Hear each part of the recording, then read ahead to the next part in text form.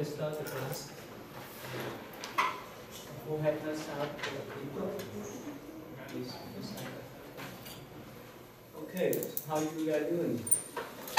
Good. You have any uniform? You have uniform already? Starting? Wow. Okay. So it's switch off now. So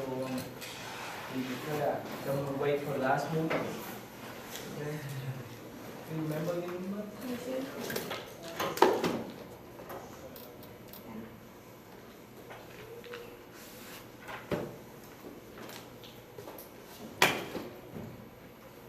Okay.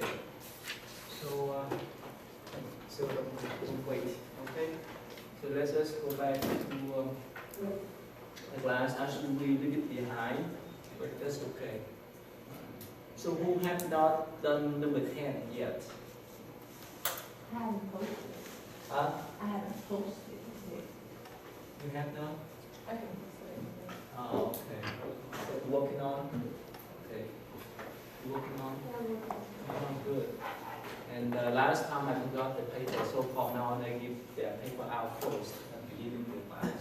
Where the paper now? Alright, so can you pass it? Yeah. Your number, sir? 17. Huh? 17.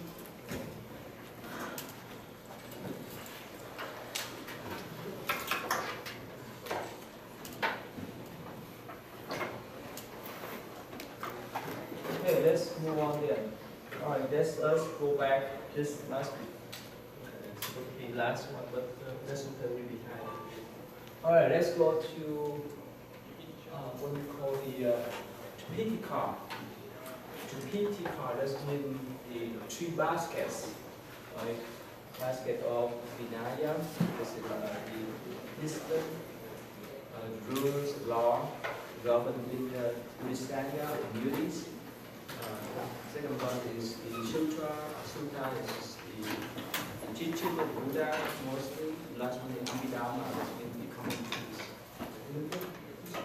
It's like 30, between like 34 and 38, that's all I remember. I think my number changed. This one? Yes. Okay. Now here.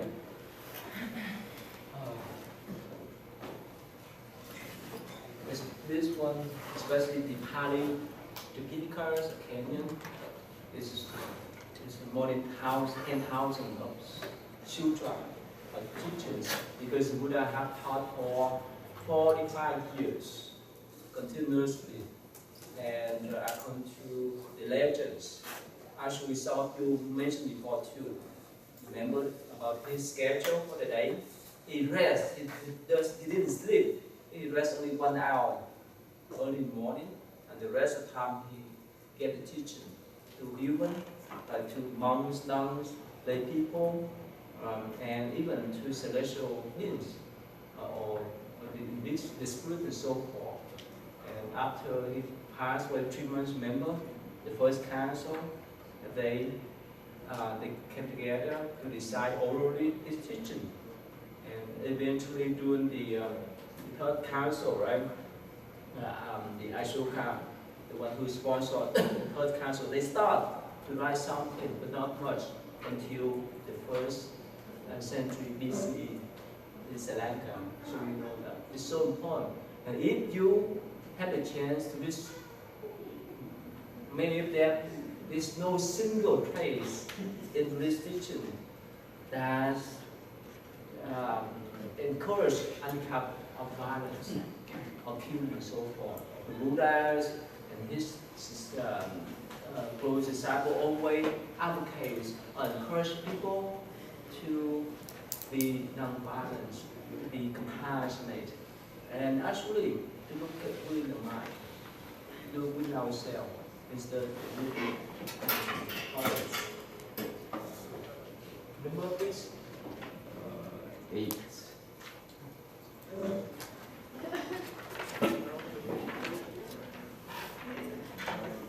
And 13.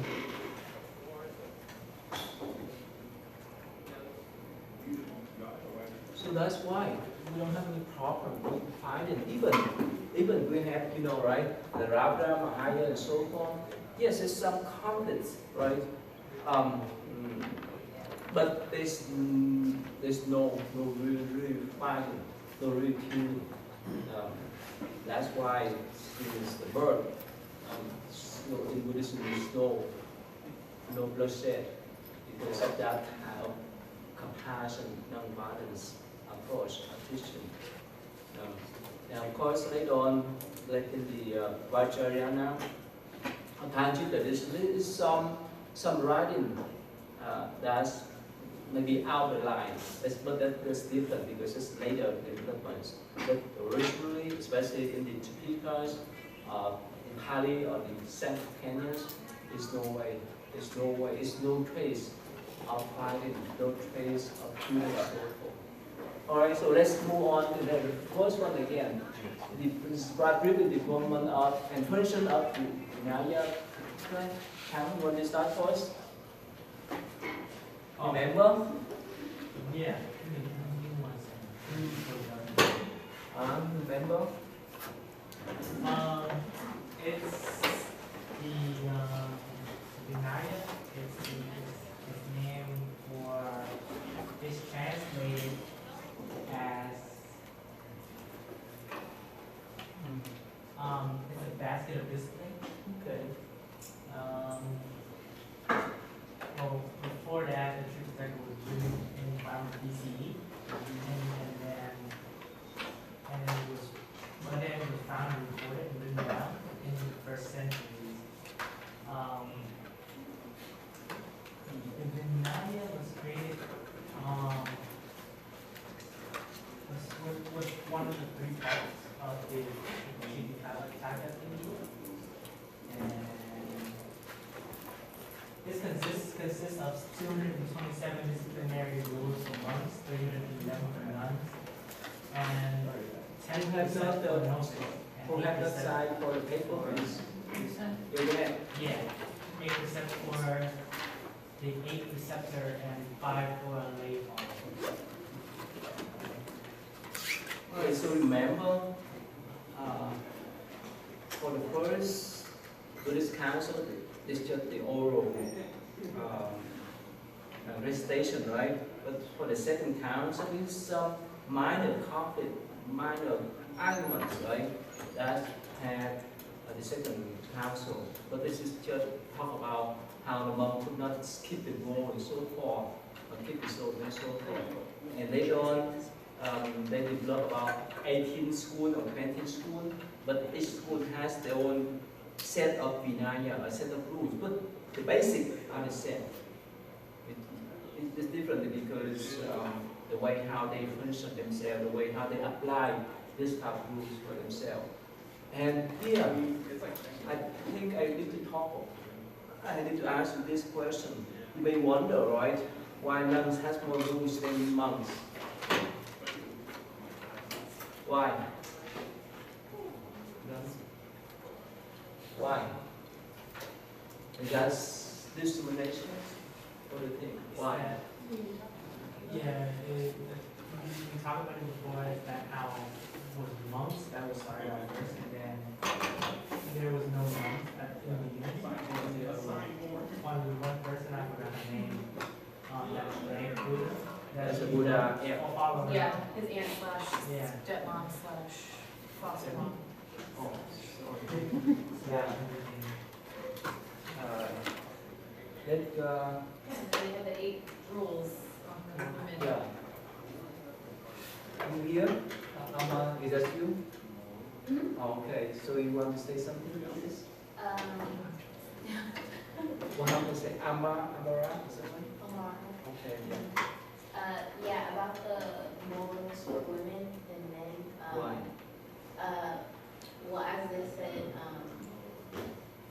the Buddha was like hesitant to let women to accept their monastic lineage. So he added additional rules specifically for them. I'm not sure why, just because at first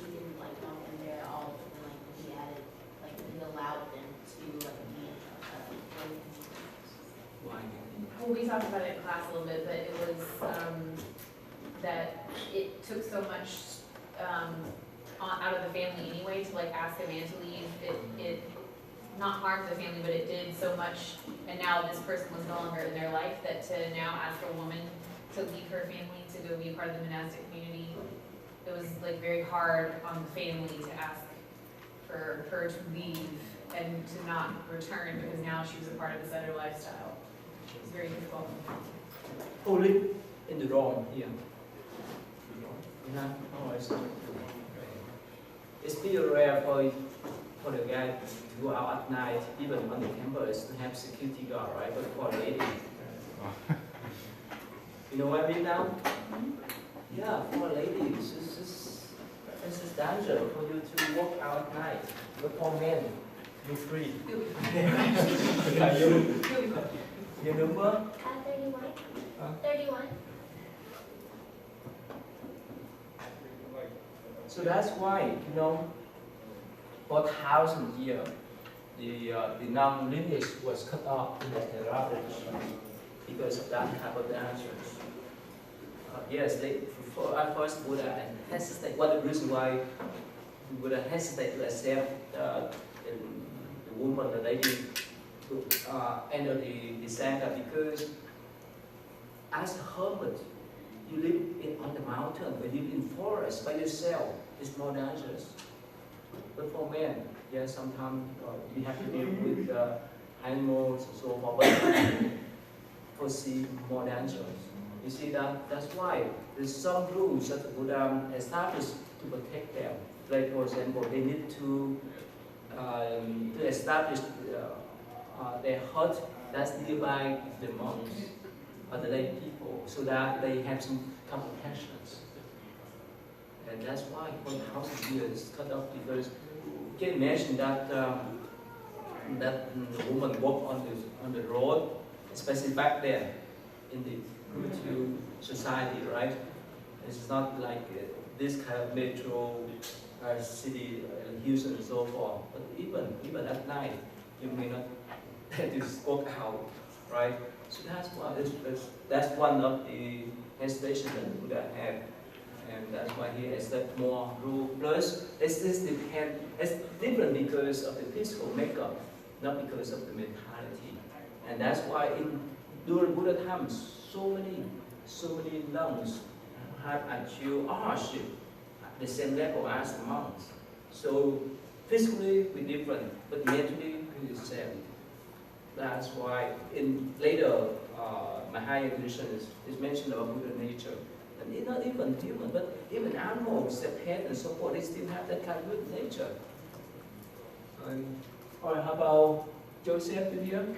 Oh, what did you want to say something more about this? I read that the Vinaya was split into 3 parts. The first part is the Sutta Hanga, which is the part that I explained the rules.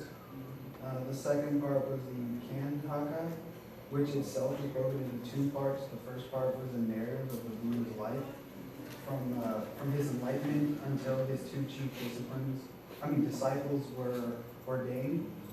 And then the second part of the Kandhaka outlined the standards for the interactions between the community and the monastics and the laity. And then the third part of the Vinaya is called the Parivara, which is essentially summarized the first 2 parts, which allowed new members to take it in a little bit easier. Yeah, all right, thank you. So you see, in Buddhism, we don't have any pope. We don't have any central authorities. Why? Why? We talked about that before, right? Why? Well, we don't have any central authorities like the popes. Why? Why is that? Too much power. Huh? So one body doesn't have too much power. And this It's human nature. human nature to abuse that power. That's why the Buddha, before he passed away, he said that just take my dharmas or these disciplines, rules, as your own teachers. So he didn't appoint anyone to take over his part. he just encouraged his disciple, especially the monastic disciple, to work on the spiritual path, not play around with the power. And no matter where you go, whoever you meet with, especially the monks and nuns, most of the time we wear the robe and so forth. Even we have some different style. So again, here the two. Later on we will start the two traditions, the two main traditions. We talked about that last time, right? The main one now are the Theravada and Mahayana, right? Theravada is the southern. This is the southern part. It's spread to the Southeast Asia.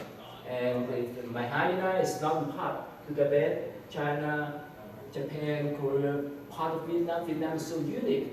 That's how the first part has more influence from China, or Chinese Buddhism, and the second part have more influence from the southern. So that's why in Vietnam we have actually two religions. And that's why, so don't be surprised. When you go to our temple, yes, we won't consume any meat, but when you go to the Theravada temple, yes, they do. Have you seen that before? No? So don't be surprised, okay? So, and that is the express of Buddhism, okay, here.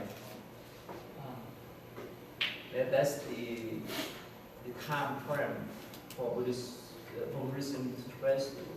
All right, this one here. Look, okay, Mahayana according to from definition, Maha doesn't mean great. It's a little bus, and this is a very small car. But Theravada, that's a different reason too. But Theravada is more conservative, Mahayana more liberal. With this one here, we talk about Tibetan Buddhism, Pure Land Chan, and so forth. Theravada is only one question. Okay, 3 baskets.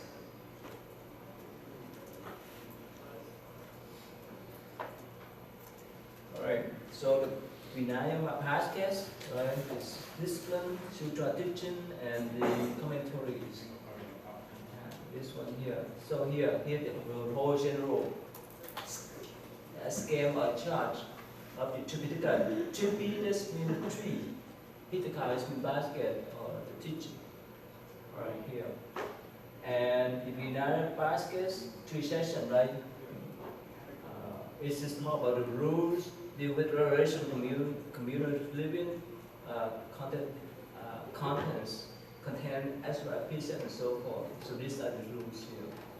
The rule for the monks, the nuns, the Sangha, how we live together, and so forth. Okay, so next one, let's go to the next one then. One thing I want to mention is as monks, you can say that it's a privilege if I go to the Thai temple, the Chinese temple, and so forth. Most of the time I stay there and have lunch with them. This is because wherever we go, even we follow the different traditions, but still with monks. So it's not much different. Or the people only is the diet lifestyle. When they went to Bangkok, Thailand, I didn't go out to beg for food, but they brought food back for me. Of course, I could not consume any meat. Okay, so the next one. Alright, you want to say something about the sutta? Yeah, it's the basket of discourse, Yeah. and it's the actual teachings of Buddha between that whole first and fourth council where it's actually put down into the texts. And it also said that it's the most well-known part of the Theravada tenet. Sure, okay. Okay, no problem. 32. Yeah, go ahead. And We have more chair here. You want to walk here? Yeah, we have more chair here. I also heard that monks and nuns memorize the Sutta Pitaka because it deals a lot with relevant parts of monastic lifestyle in the lay community. Okay. Yes, thank you. You want to say something more? I read that it was divided into 5 different groups, Okay. and each group had like different amounts of suttas or sutras in it. That's all. All right. Sam, you want to say something? There. You here? All right. So. I thought it was cool too that like most of them begin with the statement, "Thus I have heard." Yes. You know why? Well, it's because this goes back to when the monks were reciting the words from From Buddha, from Buddha not himself. from Ananda. Yeah, Yeah, that's why. yeah. Yeah, that's why even in the sacred canyon, we start with that sentence. First, I have pearl. That means first Ananda has have pearl. Not he doesn't. He didn't speak on It's not himself, but he from him, speaks it's on from behalf of the Buddha. And I've been in Dharamsala. That's the communities, the Tibetan communities. I have seen many of them. They decide and chant the sutra or even the Vinaya from memory. Some of them, they dedicate their life for memorization of certain type of sutra, certain type of Vinayas. And at our temple, we train a young boys. He is not novice yet, but whenever he comes to my temple, I encourage him to the sutra, but he can memorize some, not all. But it is beautiful. You want to say something about the sutra? Oh. Can I you? mean, what did you guys say? It was just No. the 3 baskets. Yeah, the sutra. The Pitaka. Uh-huh. Give me a second. Yeah, sutra. Yeah, you remember? It was about this. You go ahead. I forgot. Not the Well, basically, it was just. Well, what I read that it was like a propaganda kind of, but also taught Buddha's teachings. But yeah, it was just propaganda because at that time it was like other people were converting or wanting to convert. So yeah, that's what I got. Now here, for the sutra, remember sutra in Pali, sutra in Sanskrit. Most of these teachings were spoken by the Buddha, and some teachings were spoken by his close disciple, like Shariputra and so forth. And it's still rare to have some teaching from God or so forth, but that's later development. Mainly the Buddha teachings and his close disciple. And especially Shariputra, the one who the Buddha, not uphold, but encouraged him to speak on his behalf in so many occasions. Okay.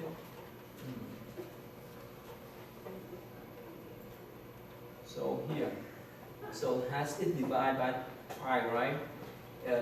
24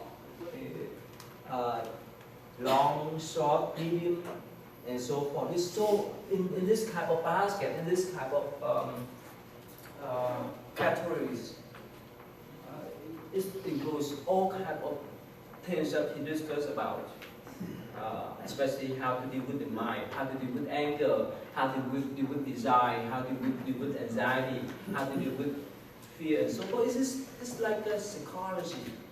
If you read this, if you go to therawrap.com, you see there's the list all the sutra there, short and long. But later on, it's Mahayana Sutra is a little bit different. This sutra is based on this sutra too. Or this one here. That's what they classify here. They categorize here in the sutra. Okay, the last one, number 3. Number 3. You want to say something about the commentaries, the Abhidhamma? Okay, so it's kind of like the latest collection of texts, and we don't really know if it's like direct words from the Buddha or if it's just like commentaries from his disciples. And I think it deals with like the mental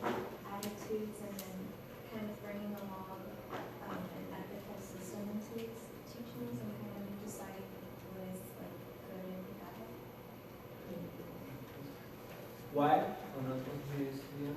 About Jessica here. Yes. Want to say something more?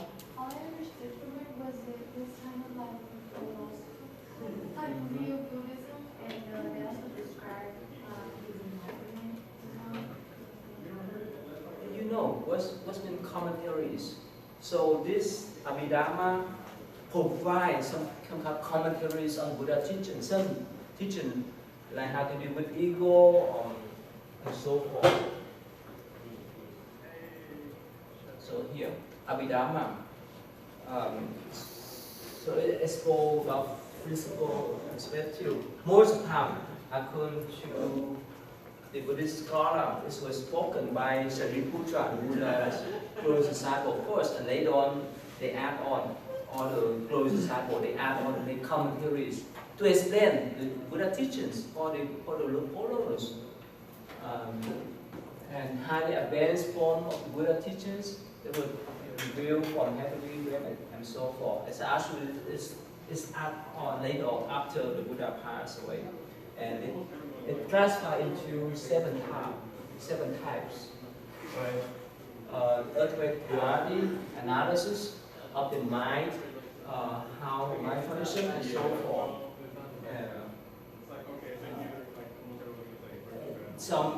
It does about some controversy, and teaching and so forth. So basically, it just came commentaries to explain the teaching in detail so that people can understand. Okay? So the next one, number 4. Anything you hear? You want to say something about Buddhist chronicles about Mahayana and Theravada?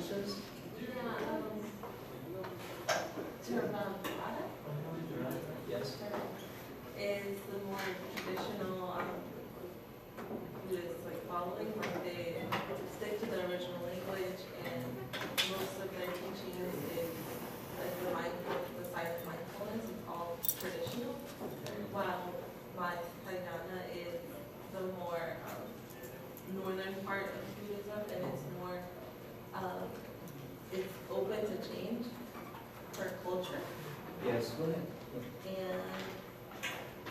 And one thing that they do is they do the mantras when they're meditating. Mantra, you say that? Yes. They do mantra? Yeah. Oh no, not for the Theravada. Oh no, the Mahayana. Oh yeah, Mahayana. Yeah, Mahayana does the mantras, and the Theravada is more silent. The Sarah here?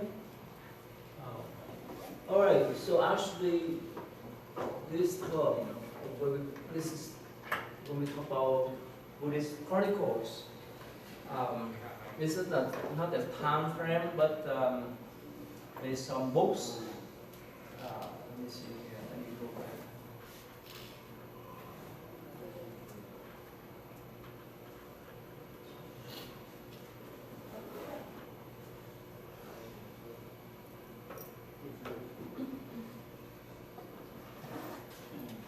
Oh,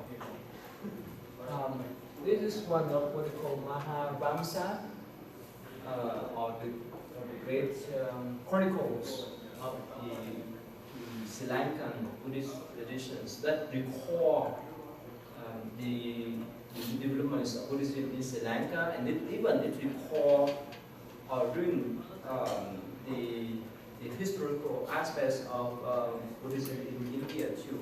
So that's just one of the main Theravada's Buddhist chronicles. And in Mahayana traditions, we had only one, what they call Buddha Vamsa. As we talk about the life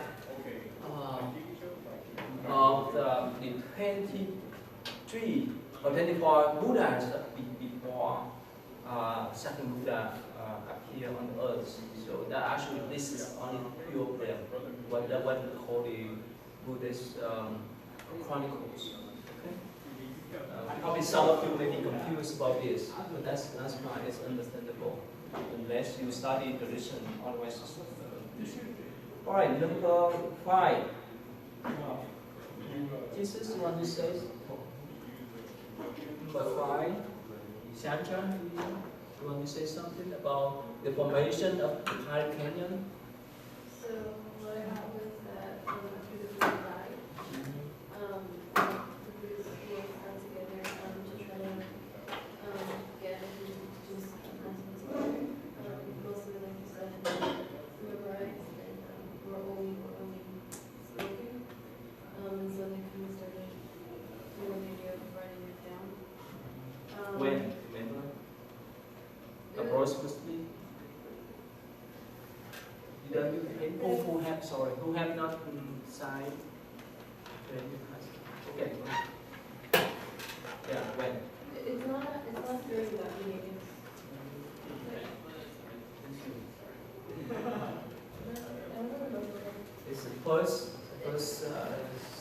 century of BC. Okay. Yeah. And so the first, like, so the Pali, like, from what I read, was like the ways the teachings are formed, and you have like the Buddha that came like strictly from the Buddha himself, or like teachings like are obviously from him, because they have a lot to do with like early like Buddhism teachings. However, it said that towards like the Pali, there is like there are some teachings that are like more have to do with like the schools, the way that they're set up, and then the third one, then it says like towards like there are some teachings that seem like they're too they don't necessarily go with a lot of the Buddhism, like the early traditions. So like they say that a lot of maybe the teachings that are going into the Pali are not necessarily like Buddhist, like from the Buddha. Yeah, I read some of your writing. You recognize us, according to the Buddhist historians, the Buddha spoke Mandarin language. This is close to Pali as Sanskrit. Sorry, close to Pali and Prakrit, not Sanskrit. Sanskrit is just for the elite or the high class. So let me show you this short little clips that talk about when they have the start to write. Practitioners take refuge in the triple gem, the Buddha, Dhamma, and the Sangha. Dhamma means the teachings of the Buddha. According to historical records, after the Buddha's death, followers transmitted the teachings orally from generation to generation. The first time in history where the teachings were recorded in written manuscript form is located in Aluvihara, the place where I'm now standing. 2,000 years ago, 500 selected monks in the council wrote down the Buddha's teachings on palm leaf manuscripts. This body of work is called the Tripitaka.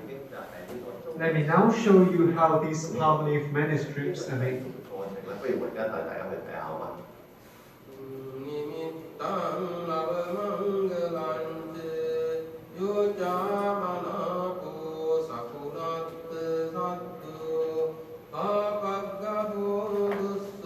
So this is the cave where they first wrote down the sutra in Pali, in Sri Lanka.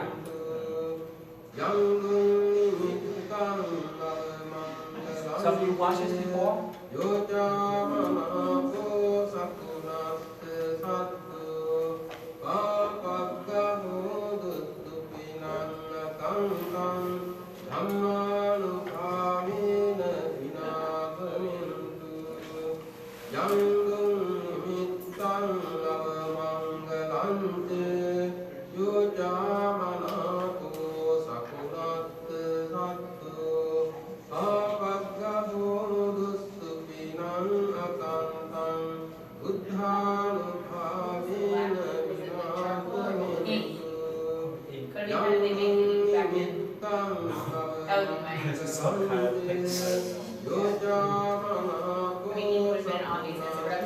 Back 2,000 years ago, what they used. Yeah, but I mean, different parts of the world have different ways to create different recipes. Like The illustrated paintwork and the Buddha statues in the interiors at Aluvihara. Yeah, actually, you know who invented paper? Oh. Someone in China. Yeah. China also First second century BC, yeah, they invent paper. And of course, when they have the paper, they have ink too. They write, but I don't know how they make up the. Yeah, it is special. But it lasts for 2,000 years. It's not easy, but now it's so convenient, right? When I click, right, we can see, oh, what's over there.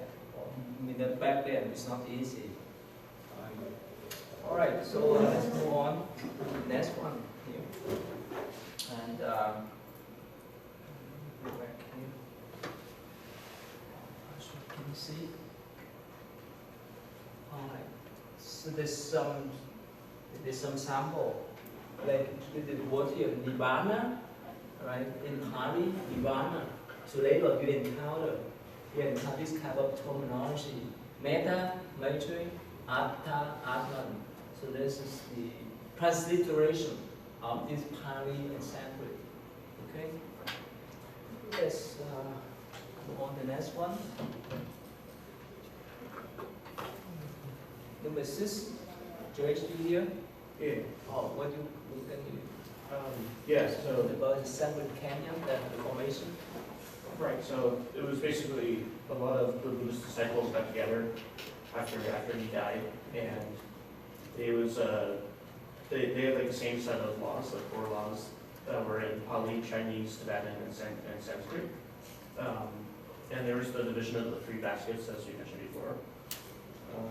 And then it's believed that there are 18 different schools of thought emerging from that core.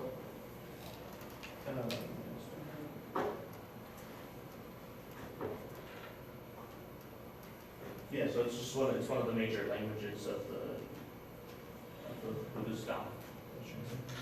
And actually, there's one story that there's one monk, he approached to the Buddha and request the Buddha to put the rules that whichever teaching he provide should be written in Sanskrit. But if you were Buddha, would you accept that? Why? Because he didn't think any one language dominated the other or was over higher than. That's why he say no. You guys can write my teaching down. I design my teaching in any language that convenient for people. So that's why this is help out to describe the teaching. Otherwise, this is limited. You here? I'm Jillian, but Julia is. Oh, Julia. Oh, sorry. That one. I messed up. Yeah. What are you going to say some more about this? He pretty much said everything, but also like it's not selective yet. Like there's some pieces that are still missing that haven't been like holes in the writings. Okay. Yeah. And I studied the Tibetan language. And remember, the Tibetan language was developed from the Sanskrit in Nepal. It's just they use Sanskrit or what? But Nepalese language? Nepali, yeah, it's like. It's close to Sanskrit, right? Close to Sanskrit or Pali? Sanskrit. Huh? It's Sanskrit. Sanskrit? Oh. So you study Sanskrit too? Yeah. Oh wow, you're an expert. It's Yeah. hard. Hard?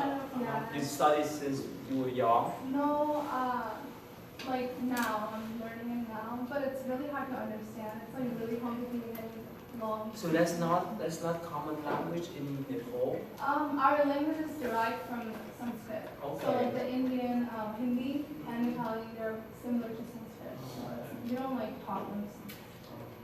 This is the classical language, right? Yeah. It's for the scholar to study, not for common people. No. Is it like Old English versus like current English? Yeah. Okay, that's what I was thinking. Yeah. All right. We And that's don't you here know too. either. So, remember when you asked me about the Sand Canyon? Have you read that book?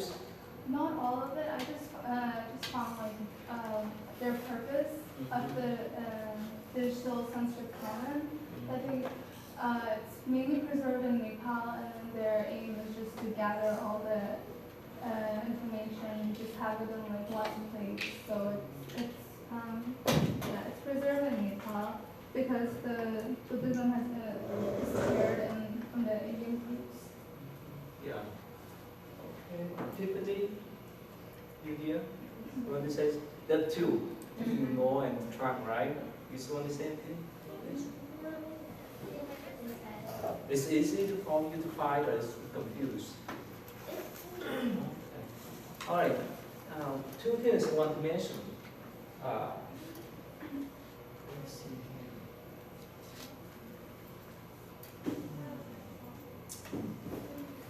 back here. Can you see? Can you see? It's too small.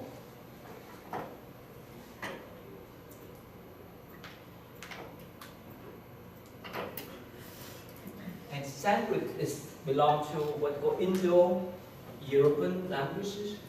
Here, Sanskrit, Hindi, Gujarati, Indo-Aryan, Indo-European.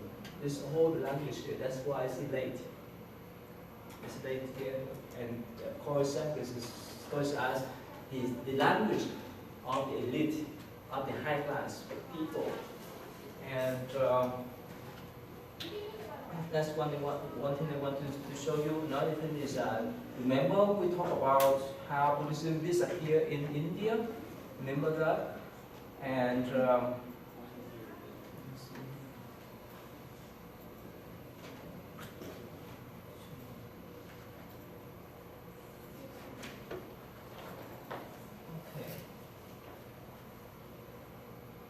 here, remember I told you about this?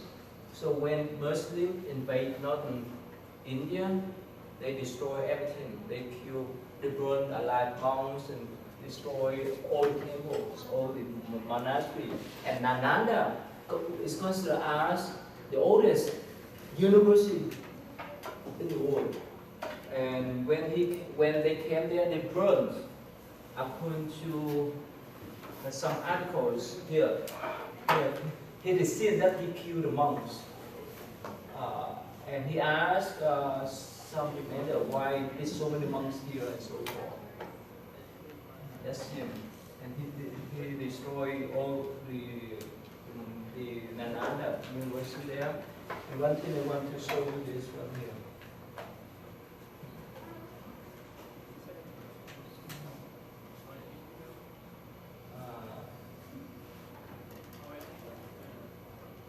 Here. They say that it takes over 9. It takes 6 months for them to burn the Nalanda library, and most of them are so precious. Most of them is in Sanskrit. That's why we lost Kenya, and the part of Kenya still survive now, but the Sanskrit was lost because of that burning, that destruction. And but nowadays in India, some Tibetan monks they translate the Tibetan Sutra back into Sanskrit. Then they have that kind of project. But anyway, so the Sanskrit have been translated into Chinese and Tibetan before. So now some Tibetan monks they want to translate back in Sanskrit. So that's rest loss. But here, you know, we don't have any gut, any resentment toward the Muslim people. It's just the ignorance. They didn't value other people civilizations, but that's an ignorance. So you remember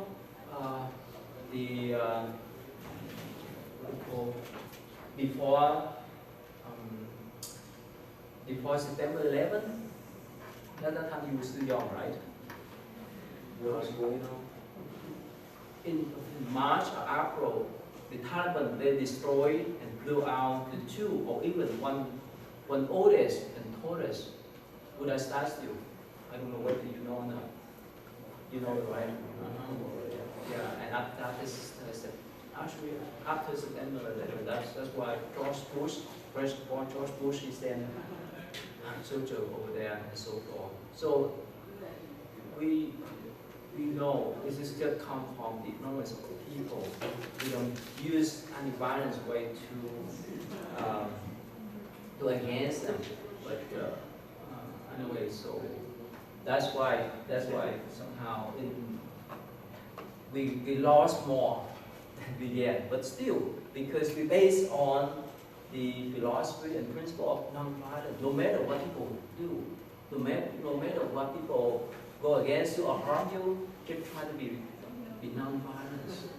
This one particular monks, he is the great disciple of Narayana. Yeah, he's considered as the second Buddha. His disciple. So he's the most popular monks during his time, and because of his skill in eloquence.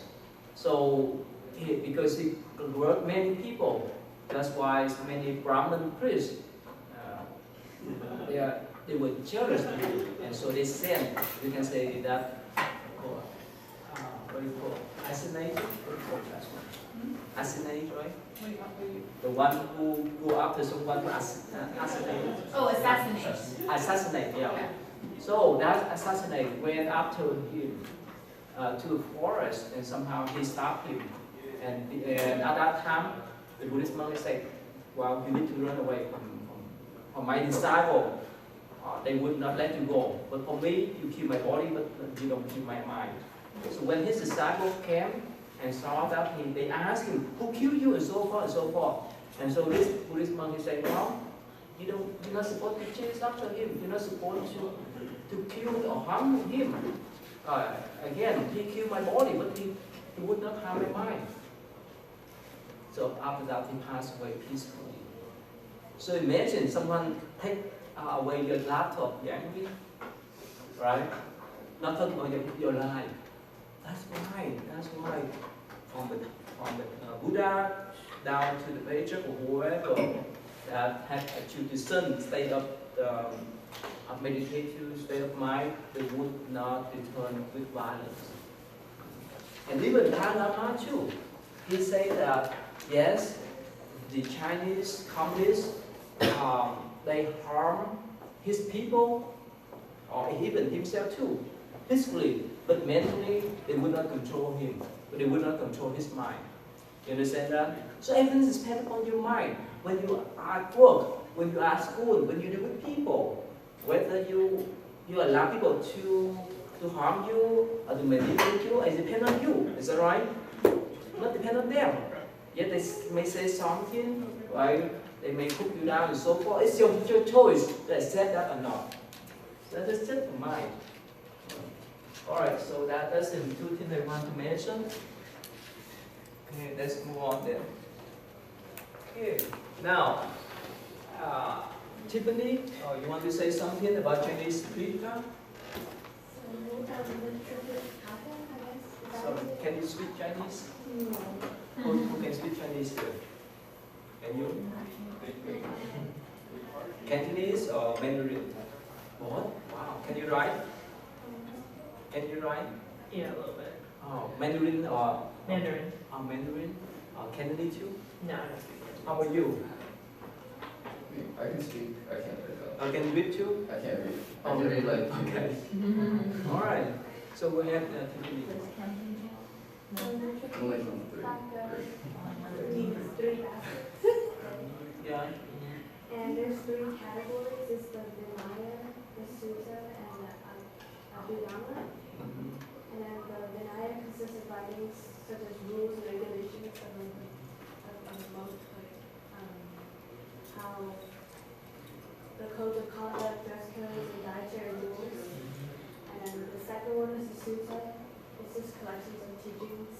And the third one is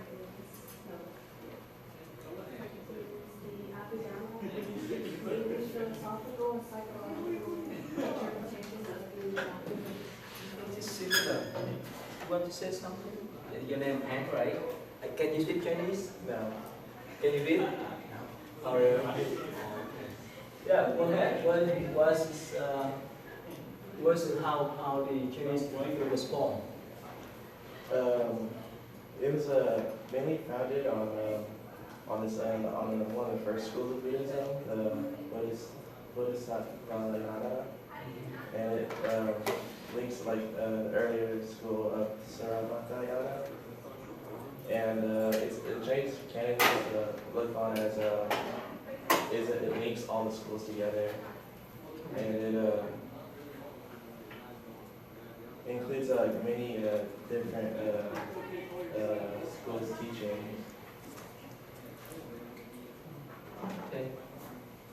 All right. How about Andrea? Andrea? All right. Let me show you quick, and we will go quickly. This one here.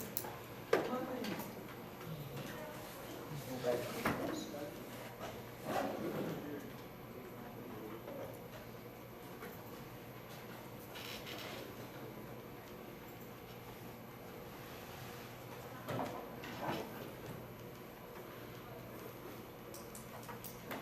Okay, I'm already whether you can see. Can you see?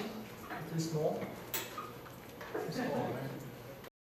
Oh, this is all in Chinese and in Japanese. But this is here is about 10th century. They compiled together the whole Chinese Tipicas. And you know, it's when around the 1st, 2nd century, they start to translate the Buddhist Sutra from Sanskrit, mainly Sanskrit, to Chinese. So let me show you one thing before I move on.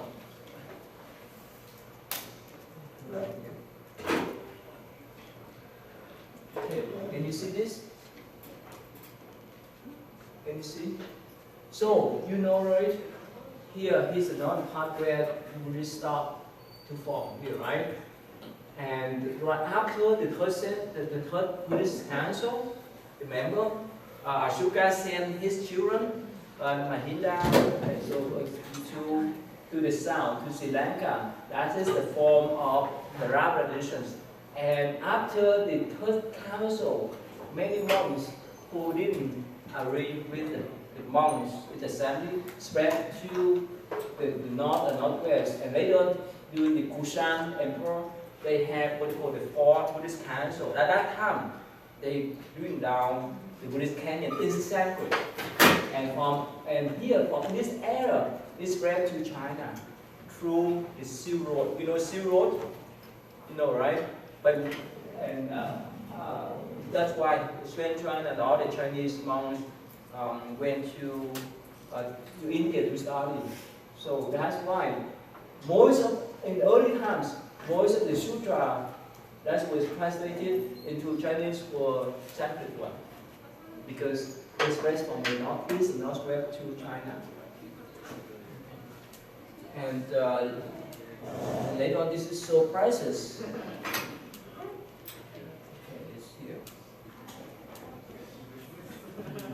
And they start to compile the whole set of Tipicas about 10th century and so forth without here. And here, you may not understand the Chinese one. Can you read? Can you read? It's too small. Too small? Okay. Actually, whenever I write my paper, when I was still in school, they use this one. This one is like go there and find out the sutra and so forth. This is all in Chinese, offers some in English, but introduction only. Yeah. This for research here. That's one of the signs. Here you see that Chinese Tipitaka, Chinese Canyon, the same. They have three baskets too, but in Chinese languages. And this is the Pali and so forth. Alright, so you see that there's this surprises that they, even some Buddhist monks and then they worship the sutra. Here, they made the plate in actually they still kept them in Korea. Whenever they want to print this out, the whole ball. You see that? The whole ball to print out. Now, I have not met them yet, but I know this one monk, I think he passed away at that time. It was about 70 or 80. He used his blood to write the sutra. What we call the flower adornment sutras. If it translates into English, probably is 10 books of this. That shows sincerity. And even in Vietnamese Buddhist community, there's some Vietnamese Buddhist people. You know the Lotus Sutra. Later on you learn that they bow word by words. They bow down, they decide one word, and bow down one word. That shows sincerity. Alright. Okay, so just move on then. The last one is the easy one, right?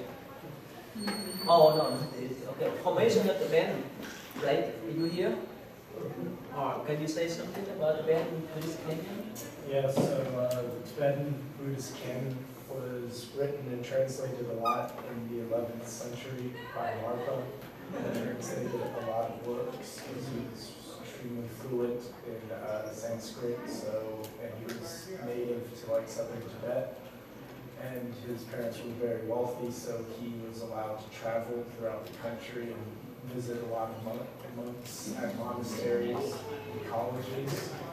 So that's when around that time period is when most of the Tibetan canon was formed, but it kind of trailed off with those Muslim invaders that destroyed a lot of the Buddhist canon when they invaded India and Tibet.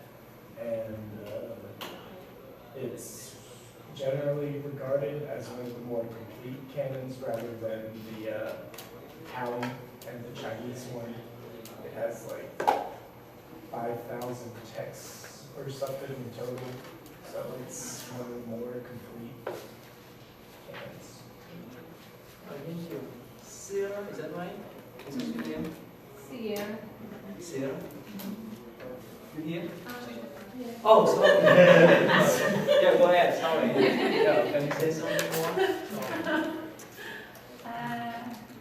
It was not, so they say that there is more than, you can't take the Tibetan one as one scripture because it has open, it's always getting added, amended, and deleted, so they're constantly adding or taking away of it.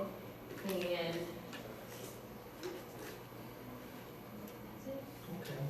Actually, in the explanation, actually, starting from 7th to 8th century, Buddhism started to spread from India to China, and sorry, India to Tibet.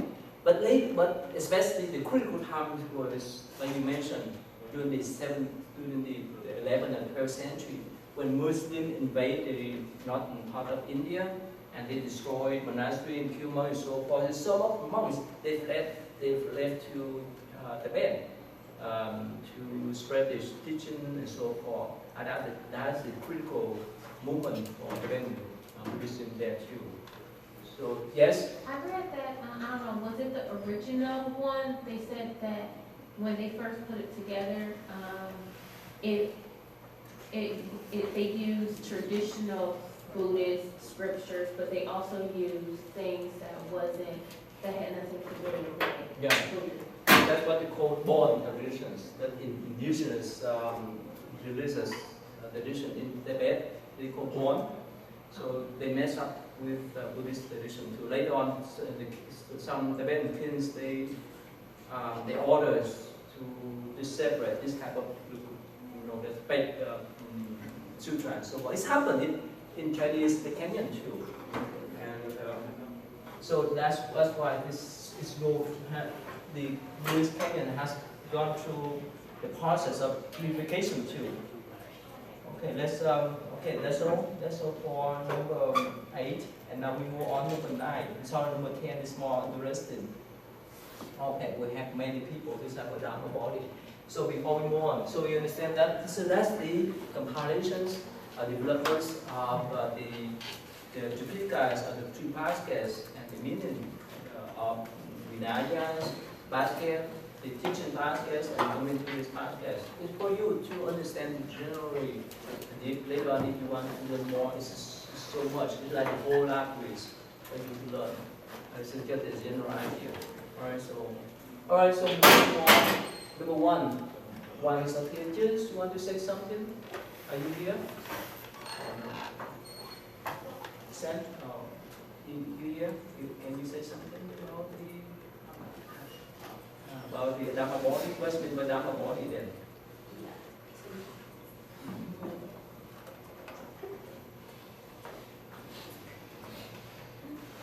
So all you guys sign up for the people, this paper, right? Alright, yeah. You remember about Dharma body? Yeah, okay. So, I know that the Dharma or Dharma is the Buddha's teachings. Okay. So whenever Buddha was in his last life, he let his followers know that if they didn't preserve his teachings and like his way of life, then like basically their religion, like the whole Buddhist religion would be doomed. Okay. And so monks and elders and just his followers, they would gather in meetings to like just go over everything that they had learned from the Buddha. And I believe that the Dharma body, it like ties into the three baskets of the Buddhist teachings as well. And it's just a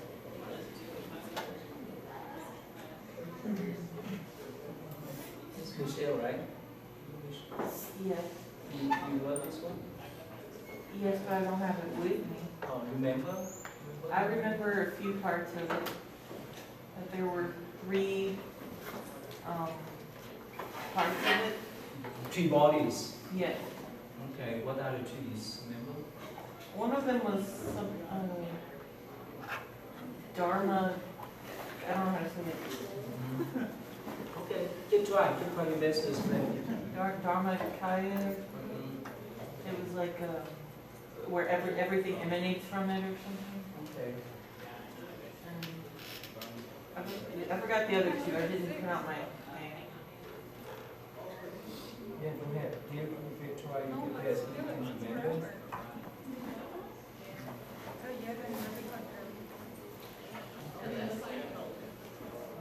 Some of you read this one, right? So you wrote this one? Have you? Some of you? Dhamma body. You know how three sheets make one?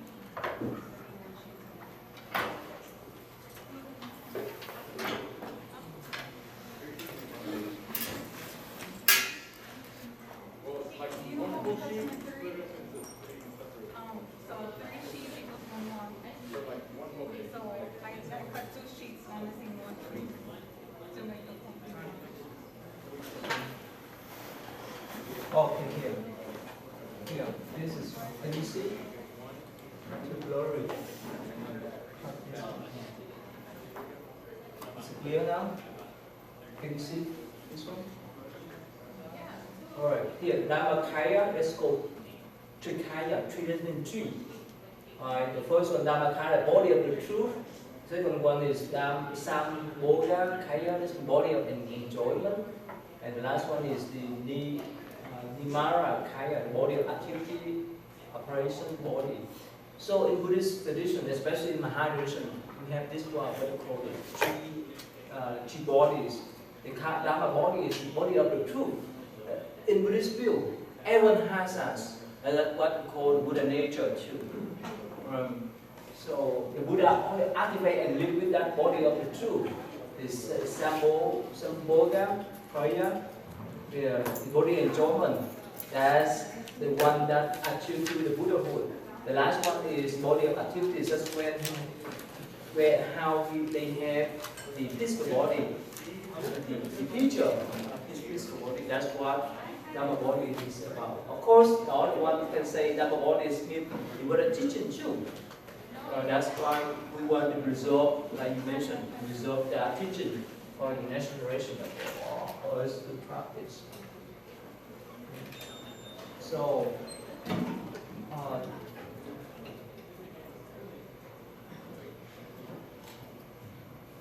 okay, so the next one, Newton, are you here? Yep. Oh, can you say something about Buddha Gosha? So there's a lot of things that are said about Buddha. A lot of the records were lost on his actual biography, but one thing for sure is he's given credit for for his commentaries and interpretations of the Theravada doctrine, which is, and his interpretations are still being used today. But a lot of his biography has been lost because a lot of it was passed by word of mouth. The only thing for sure is he gets credit for his commentaries and his interpretations. You know, approximately his times of the system. His time period? Uh-huh. His time, it was in BC. No, CE. 12th century? No, about 5th century. 5th century. Okay, then. And there's a lot of things that are mismatched on what's true or not about him. Actually, yeah, he was born in India, and according to one tradition, say that he was born nearby Bodh Gaya, where the Buddha attained enlightenment. Right? And later on, he followed Hindu traditions. But one day, he has to debate with a Buddhist monk, so he failed. He was defeated, and later on, he became Buddhist monk. And he went down to Sri Lanka to search for the Tibetan, for Sri Lankan or Pali Tripitaka. And at first he learned the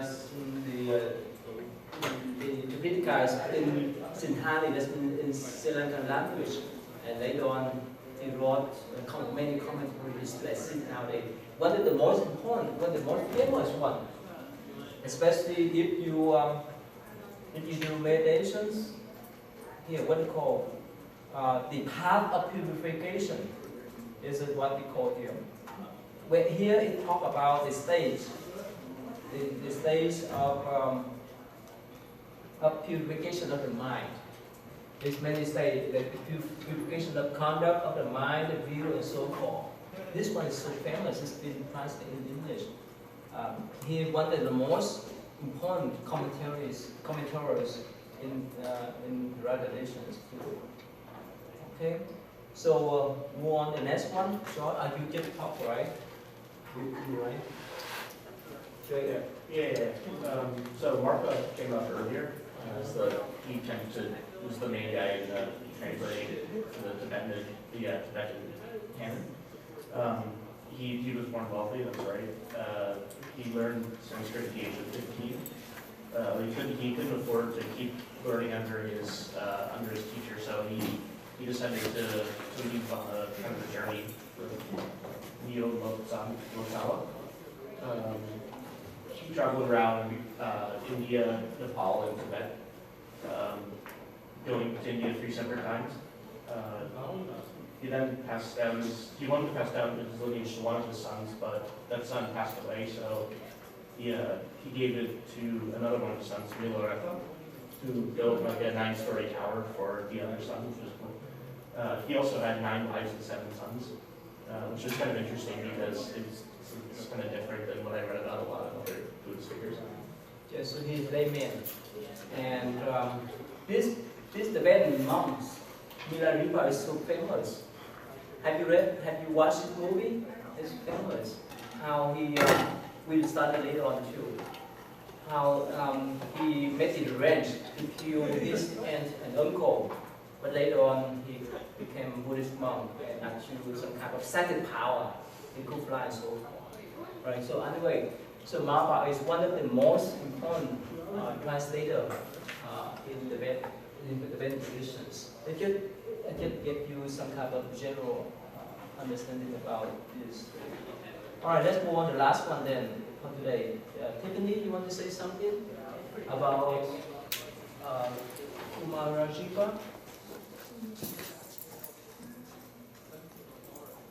So he was a Buddhist monk. Where? In where? No, in India. India, okay. But he became famous in China later. Yeah. He was a scholar and translator, so he was known for translating the Buddhist texts from the Sanskrit to Chinese. And then this Chinese monk came over to visit next to that area, Mhm. and he found Kumaratia, and then he told the emperor, so then he came over to China. He was captured by this warlord. Actually, I wrote my MA thesis about him. Yeah, it's still on my website. He's really famous. When he was young, only 7 years old, one day he went to the temple and somehow he could lift up, big urn, the urn where they cook the incense. I don't know whether you know. The heavy, the metal one, the brass one. Even he was only 7 years old. He lift up that urn. And when he lift up, he said, "Oh, how could I carry this? How could I hold this?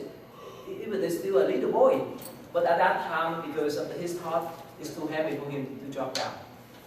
And that's one instance. Another instance is that when his mom was pregnant, his mom could speak some strange language that she didn't learn before. And later on, she recognized that because of him. He was invited by the Chinese emperor to go to China to translate the sutra. All the way he was captured for more than 20 years. And yes, many generals and kings, Chinese generals and kings tried to capture him because he's so precious. It's because of his deep knowledge in Buddhism. He's considered as a Buddhist scholar. So, but when he went to China, he oversees the committees of translation, more than 800 of them. So even me too, when they read especially Lotus Sutra, that's translated by other people, it could not be matched with this translation. This shows Buddhist so elegance. All right, so let us finish up today, but probably this Thursday, we talk about Chuan. Some of you, especially you are Chinese with me, you have watched Journey to the West, right? No, right? Have you watched this before? You may not know. But most of you know, right? You know Journey to the West?